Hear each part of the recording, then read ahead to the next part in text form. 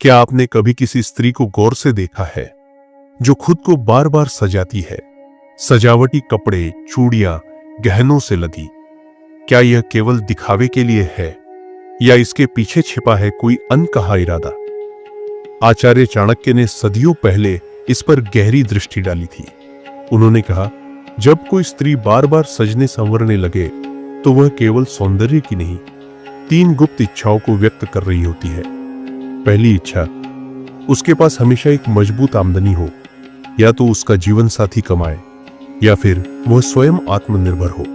दूसरी इच्छा, उसे कभी श्रृंगार की कमी न हो, उसके पास गहनों, कपड़ों और मेकअप का हर वो साधन हो जो उसे सबसे अलग बनाए।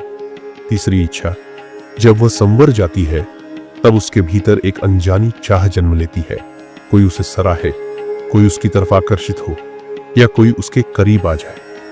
और तब उसका व्यवहार बदलने लगता है।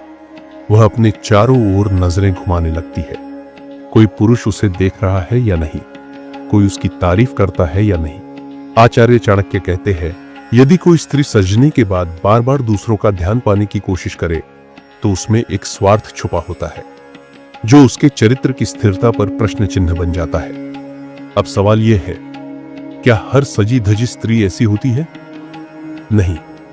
कुछ महिलाएं सजती हैं आत्मसम्मान के लिए, पर कुछ केवल आकर्षण पाने के लिए। एक विवेकशील पुरुष इन्हें पहचान सकता है और उनके इरादों को समझ सकता है।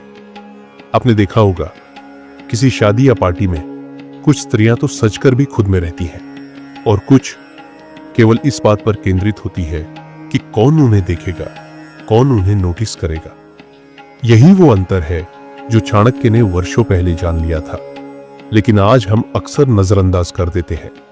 इसके लिए आचार्य चाणक्य की सलाह है, सजने संवरने में कोई बुराई नहीं, पर अगर कोई स्त्री केवल दिखावे और संबंधों के लालच में सजती है तो समझ जाइए, ये एक संकेत है, एक चेतावनी है। ऐसे में बुद्धिमान वही है जो उनकी चालों को समझ जाए और उनसे दूरी बनाकर चले।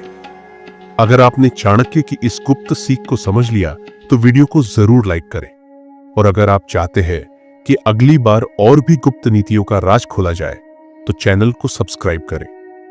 याद रखिए, हर सुंदरता के पीछे एक कहानी होती है और हर मुस्कान हमेशा मासूम नहीं होती। फिर मिलेंगे एक और गहरी नीति के साथ। तब तक के लिए जय हिंद, राधे राधे।